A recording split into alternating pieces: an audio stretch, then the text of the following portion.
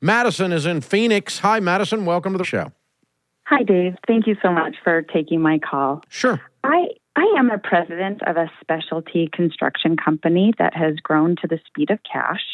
And now I have 50 employees, and this year I'll probably do about $25 million in top-line revenue. Good for you. My question is, thank you. My question is, we've been able to save a substantial amount of cash to pay our vendors, to discount, and to fund a big capital project.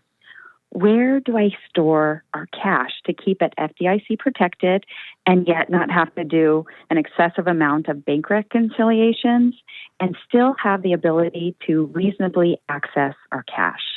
No, you're not going to be able to do all of that with FDIC protection.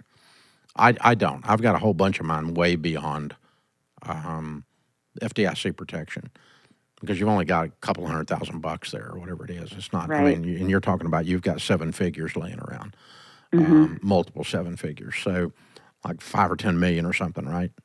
Yes. Yeah.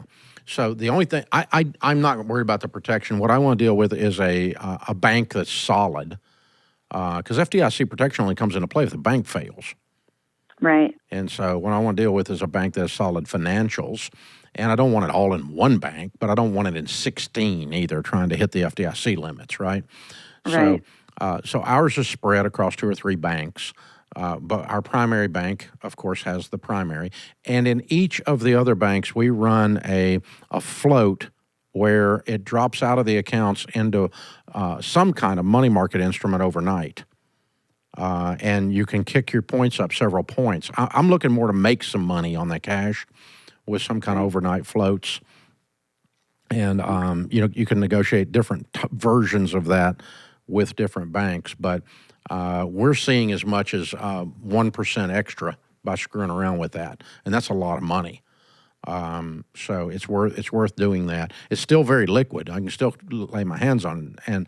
And then the second thing that we have done some of is when we got way out over the pale, like let's say we were working on these huge buildings over here that were $50 million, and we're trying to stay ahead of the cash needs on that, and we got way ahead of the cash needs on it, but we didn't want to spend the money or take it home. We wanted it laying here. So in those cases, if you got like 2 years out or you're 3 years out before you're going to need it, I started peeling off portions of it, and you can decide what portion. But I just sat down with our Smart Investor Pro, and we dropped some of it in mutual funds. I wouldn't do that on personal finance where it's only a 3-year window, but on business finance, I mean, I'm picking up, 10% on that money. And if it's sitting in some kind of high yield instrument, it's nowhere near 10. And so, let's say, for instance, you're sitting on $10 million, but you're not going to have a need for $5 million of it, max, unless something weird happened, unless something blew up, right, for 3 years. Well, of that 5 that I'm not going to need for 5 years, I'm going to take some of that, 3 of it maybe, and put it in a good stable growth and income type low turnover mutual fund, and just park it there and let it ride the market a little bit. And then the other part, I'm going to put in these overnight floats where I'm not getting hammered that way. But that's a good question. I gave up a long time ago obsessing about FDIC because you've blown past it. And as you said, you're going to have bank reconciliations, 16, 17 banks trying to keep up with, trying to hit those limits. And I screw it. I'll take the risk. And the risk is based on the strength of the bank. I'm not playing around with brand new banks or startup banks, or I'm certainly not dealing with freaking Bank of America or those guys. I'm the Fifth Third. Oh, gag. I don't want anything to do with these mega banks either because I don't trust them either. But and they treat you like crap anyway. But so I deal with regional banks that have strength, and some small local banks I'll do some with depending on their strength. But a brand new startup, I'm not dropping money over FDIC. A startup bank, I'm not money. Even if it's local, only if it's friends of mine that own the stinking bank, I'm still not putting over FDIC limits in that puppy.